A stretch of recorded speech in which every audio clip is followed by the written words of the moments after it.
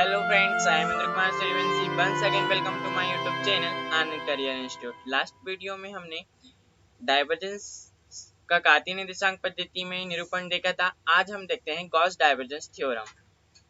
काफी important theorem है दोस्तों, पेपर में आता है। चलिए स्टार्ट करते हैं। चलिए दोस्तों स्टार्ट करते हैं गॉस डाइवर्जेंस थ्योरम। गॉस ने डाइवर्जेंस संबंधित एक नियम प्रतिपादित किया जिसे हम गॉस डाइवर्जेंस थ्योरम कहते हैं। उन्होंने बताया कि किसी आयतन भी पर लिया गया अगर वेक्टर क्षेत्र का हम डाइवर्जेंस ज्ञात करते हैं, मतलब वेक्टर ए का जो डाइवर्जेंस होता है उसका जो आयतन समाकलन होता है वह पृष्ठ एस पर लिया गया जो वेक्टर है उसके पृष्ठीय समाकलन के बराबर होता है। उन्होंने एक प्रयोग किया, उसमें उन्होंने पाया कि अगर हम किसी आयतन भी पर एक वेक्टर लें और उसका डाइवर्जेंस करके उसका आयतन समाकलन करें तो उसकी जो वैल्यू आएगी वह उस ही वेक्टर ए के उस आयतन को घेरने वाला जो बंद पृष्ठ एस होता है उसका पृष्ठीय समाकलन के बराबर होता है, मतलब आयतन समाकलन पृष्ठीय समाकलन के बराबर होता है।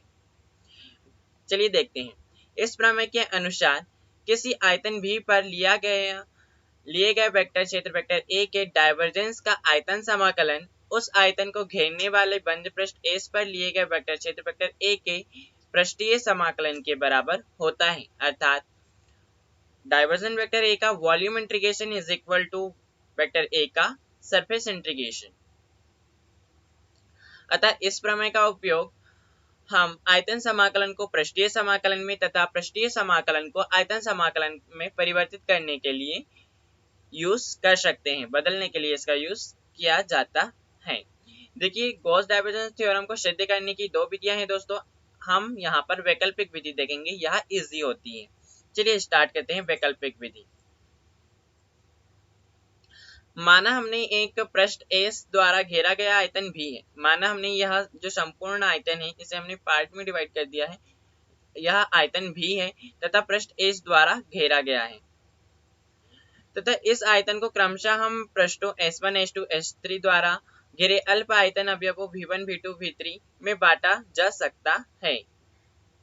हमने इस संपूर्ण आयतन V को दोस्तों अल्प आयतन अवयवों V1 V2 V3 में यहाँ डिवाइड कर दिया है और उनको पृष्ठ S1 जो संपूर्ण पृष्ठ S है उसे पृष्ठ S1 S2 S3 में डिवाइड कर दिया है, तो हम बांट सकते हैं। अतः परिभाषा अनुसार हमें पता है आयव्यय अवयव से वेक्टर क्षेत्र वेक्टर ए का अपसरित फ्लक्स, जो आयव्यय अवयव हम एक आयव्यय अवयव मानते हैं उससे हम अपसरित फ्लक्स ज्ञात करते हैं, क्योंकि संपूर्ण आयतन में परिवर्तित फ्लक्स अपसरित फ्लक्स ज्ञात करना थोड़ा टफ होता है, इसलिए हम छोटे से पार्ट में उसका अपसरित फ्लक्स देख लेते हैं, फिर हम उसका कैलकुलेशन करके संपूर्ण फ्लक्स को पार्टों को छोटे छोटे पार्टों को ऐड करके संपूर्ण आयतन में अपसरित फ्लक्स ज्ञात कर लेंगे।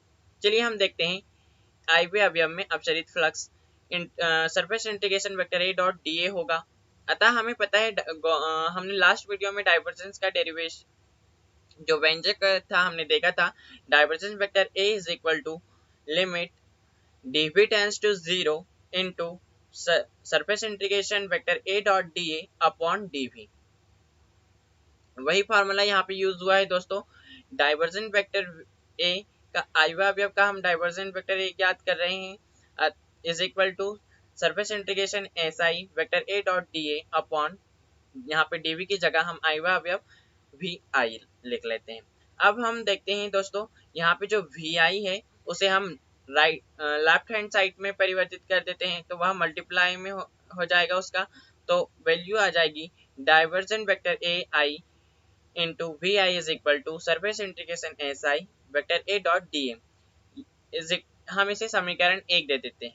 अतः समीकरण 1 से हमें यहाँ ज्ञात हो गया है दोस्तों, एक से बाईं ओर की जो राशि है, समीकरण 1 की जो बाईं ओर की राशि है divergent vector a i we i को प्रत्येक आयतन अवयवों यहाँ v1 आई मतलब वी आई आयतन की value I surface integration S I vector A dot d ए, इसे हम जो आयतन अवयव v1 v2 v3 आई की जो वैल्यू है उसे 1 2 3 4 क्रमशः ऐसा रखकर हम संपूर्ण आयतन की वैल्यू फाइंड आउट कर सकते हैं। वही हमने यहाँ लिखा है आयतन अवयव v1 v2 v3 आदि पर जोड़ने पर। जब हम इसे ऐड करते हैं तो फाइनल रिजल्ट आता है sigma divergent divergent vector A V I is equal to volume integration divergent vector A dV. जो डाइवर्जेंट वेक्टर ए है उसका वॉल्यूम इंटीग्रेशन जो संपूर्ण आयतन में अपसरित फ्लक्स हमें यहाँ से ज्ञात हो जाता है। Sigma divergent vector A I we I is equal to volume integration divergent vector A dV. इसी प्रकार जो समीकरण एक की दाईं ओर की राशि है वह सरफेस को बताती है। दोस्तों दाईं ओर की राशि surface integration S I vector A dot d ए को प्रत्येक पृष्ठीय अवयव s1 s2 s3 आदि पर जोड़ने पर हम पाते हैं कि जो वेक्टर ए डॉट डी ए का मान प्रत्येक अंदर दोस्तों जो हमें आयतन में परिवर्तन तो ज्ञात हो गया, अब पृष्ठ से निकलने वाला फ्लक्स कैसे ज्ञात करेंगे हम, मतलब आयतन से अपसरित होने वाला फ्लक्स हमें पता चल गया है, लेकिन जो पृष्ठ से अपसरित होने वाला फ्लक्स कैसे ज्ञात करेंगे, बाहर निकलने वाला फ्लक्स।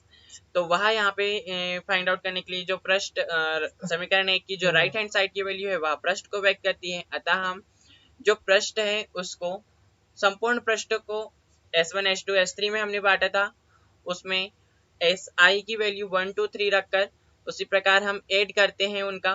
तो चूंकि जो पृष्ठ होते हैं उनको ऐड करने पर प्रत्येक जो अंदर के पृष्ठ हैं वह एक दूसरे बराबर और विपरीत होते हैं। चित्र में आप देख सकते हैं जो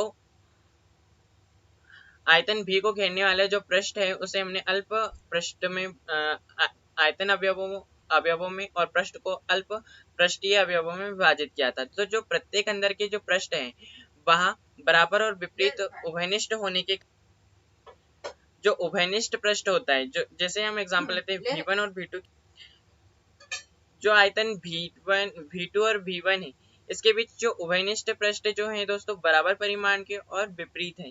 अतः जब हम इनको ये जो है यह उभयनिष्ठ होने के कारण यह इसकी भी वैल्यू है और यह इसकी भी वैल्यू है, v1 की भी वैल्यू v2 की वैल्यू है, अतः वो एक दूसरे को निष्फल कर देते हैं। इसलिए जो अंदर के जो पृष्ठ हैं वह निष्फल हो जाते हैं और केवल बाहर के ही पृष्ठ जो बाहर के पृष्ठ हैं उसी की ही वैल्यू निष्फल नहीं होती है, अर्थात बाहर की वैल्यू ही आती है।